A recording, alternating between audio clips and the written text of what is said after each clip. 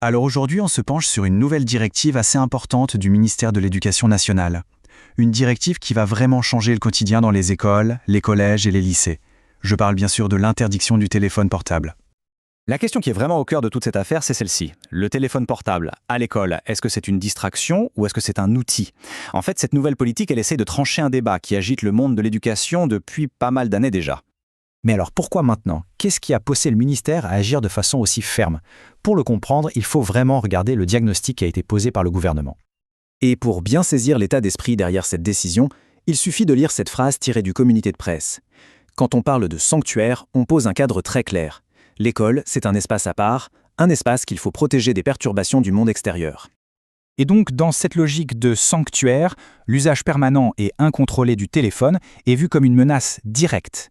Pour le ministère, c'est simple, il y a une sorte d'incompatibilité fondamentale entre la mission de l'école et la présence constante du portable.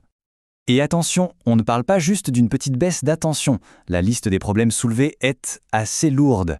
Le ministère évoque une baisse de la concentration, oui, mais aussi une fragilisation de l'esprit critique, de l'isolement, des incivilités et même des choses très graves comme le cyberharcèlement, le vol ou le racket. Face à un constat aussi alarmant, il fallait forcément une réponse forte. Et on peut dire qu'elle l'a été. Le ministère a opté pour une décision d'une grande fermeté. Ce qui est intéressant, c'est la façon dont la mesure est présentée.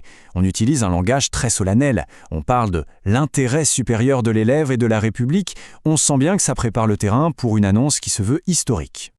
Et la voilà, cette fameuse mesure, noir sur blanc. Le mot important ici, c'est strictement. Ça ne laisse a priori aucune place à l'interprétation. C'est clair, net et précis. Et pour qu'il n'y ait aucun doute, il est bien précisé que cette règle est universelle. Elle s'applique à absolument tout le monde, que l'établissement soit public ou privé sous contrat. Pas d'exception. D'accord, l'interdiction est donc actée. Mais la grande question, évidemment, c'est comment ça va se passer en pratique? Au jour le jour, dans les établissements, on fait comment?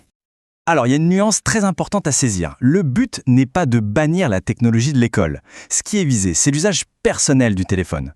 Les outils numériques comme les tablettes ou les ordinateurs, eux, restent autorisés s'ils sont utilisés pour un cours, sous le contrôle d'un enseignant. Un point essentiel, le ministère donne le quoi, l'interdiction, mais pas forcément le comment. C'est-à-dire que chaque école, chaque collège, chaque lycée va devoir définir sa propre méthode pour le rangement des téléphones.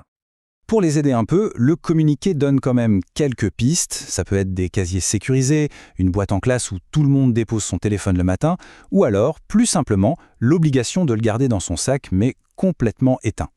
L'idée, c'est de laisser une certaine flexibilité pour s'adapter à la réalité de chaque lieu. Bon, comme pour n'importe quelle règle, il a forcément des exceptions. Et bien sûr, il a fallu penser aux sanctions en cas de non-respect. Il existe donc 2 cas d'exception, mais attention, ils sont très encadrés. Le premier, c'est pour les élèves qui ont un besoin médical ou un handicap qui nécessite un appareil connecté. Et le second, c'est si un enseignant donne une autorisation claire et ponctuelle pour un usage en classe. On peut imaginer par exemple un cours sur le numérique ou sur l'intelligence artificielle où le prof demande d'utiliser les téléphones pour une recherche ou une activité précise. Ça confirme bien que l'objectif n'est pas d'être anti-technologie, mais de reprendre le contrôle sur son usage. Et si un élève ne respecte pas la règle, qu'est-ce qui se passe? Eh bien là encore, pas de sanction unique dictée d'en haut. Le principe, c'est que les sanctions doivent être définies localement, en discutant avec les équipes, les conseils d'école et les parents. Et elles doivent toujours être graduées et proportionnées. Pour conclure, le ministère lance un appel à la responsabilité de tout le monde. La direction, les enseignants, les parents et bien sûr les élèves.